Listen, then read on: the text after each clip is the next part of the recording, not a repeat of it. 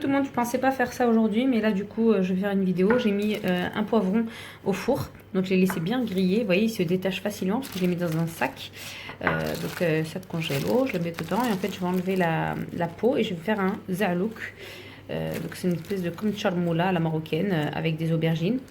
Donc voilà. Petite astuce de ma maman pour le za'alouk, c'est du comment couper les aubergines en carré ou en triangle comme vous voulez. Vous les mettez dans une casserole à bouillir. Donc ça va faciliter pour faire le za'alouk.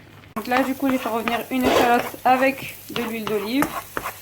Je vais donc les faire revenir petit à petit. Donc elles commencent à bien être un petit peu translucides. Je vais rajouter mes aubergines que j'avais passées à l'eau. Hein. Vous voyez, j'ai fait bouillir.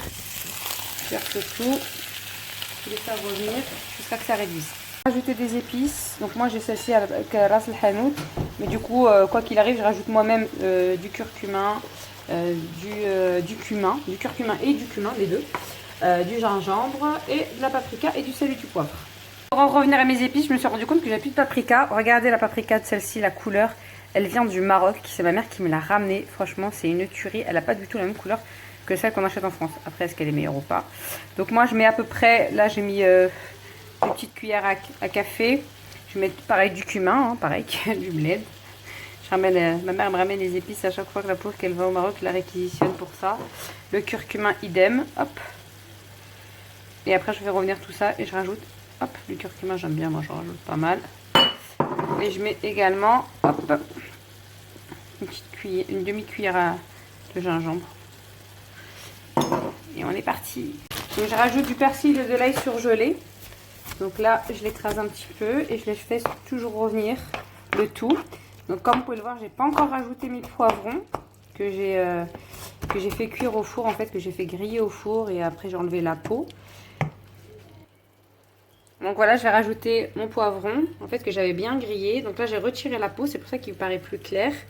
Donc je l'ai coupé en petits morceaux, j'ai enlevé les pépins et je vais tout renverser dans ma poêle. Et je vais rajouter également une petite gousse d'ail. Donc voilà ce que ça donne quand je mélange. Là, j'ai augmenté un petit peu plus mon feu, qui est à feu moyen. Et là, du coup, je fais revenir au fur et à mesure, en fait. C'est comme si vous écrasez un peu dessus avec la cuillère en bois. Je vais couvrir, ça va dégager un peu d'eau et après, bah, ça va cuire, ça va fondre, en fait. Donc, c'est le but du za'alouk. Ou la charmela. Il y en a dit charmoula, il y en a dit charmela. Rajouter mes 2 tomates. Donc voilà, je vous montre celle-ci. Petite astuce, j'ai mis de l'eau bouillante.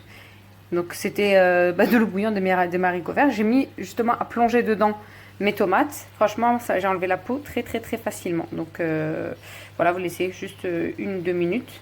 Et là, il ne me reste plus qu'à découper le reste de mes tomates pour le mettre dans ma poêle, pour le rajouter à ma charmoula za'alouk si vous préférez. Za'alouk en cours de préparation. Charmila ou la za'alouk, charmoula ou la za'alouk. Et voilà, enfin fini. Donc après vous écrasez autant que vous voulez. Moi j'ai pas voulu trop écraser, donc j'aime bien que ce soit un petit peu pas croquant mais que je chante bien encore un peu les légumes. Après en général c'est plus écrasé que ça. Il me reste plus qu'à vous souhaiter un bon appétit. Si vous avez aimé, n'hésitez pas à liker et à partager, à vous abonner à ma chaîne également pour de nouvelles aventures.